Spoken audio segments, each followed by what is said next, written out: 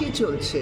ওদের শুধু একটা ম্যানুফ্যাকচারিং ইন্ডাস্ট্রি ভালো চলে, আমি পরিষ্কার বলছি, সেটা হচ্ছে মিথ্যে কথা manufacturing factory.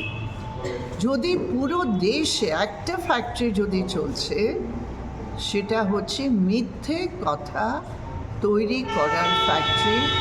BJP leader director, BJP leader managing director, BJP leader chairperson, আর এরকম ওরা চালাচ্ছে।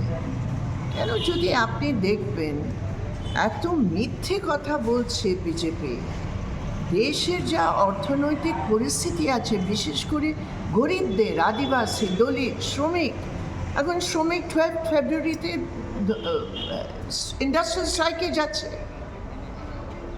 লক্ষ লক্ষ শ্রমিক ইন্ডাস্ট্রিয়াল স্ট্রাইকে যাবে। কেন যাবে?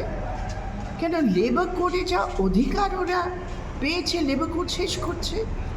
শ্রমিকের পুঁজিপতিদের হাতে গোলাম করার জন্য বিজেপির এই কানুন করছে। আদিবাসীদের কি অধিকার আছে?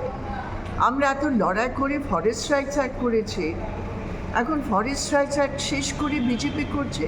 যখন মানুষ এই ব্যাপারগুলো নিয়ে কথা বলছে, যখন মেয়েরা বলছে কি এত অত্যাচার বেড়ে গেছে ডাবল ইঞ্জিন সরকারে, তখন ওরা মিথ্যে বলে শুধু আর শুধু মানুষকে ধর্মের নামে বিভাজিত করার কথা হচ্ছে।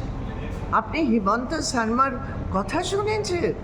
আপনি ওই শুভেন্দু অধিকারের কীরকম কথাগুলো বলছে, এটা আমরা চিন্তা করতে পারি না কি এরকম কথা বলা হবে আর ওদের উপর কোনো কেস হবে না।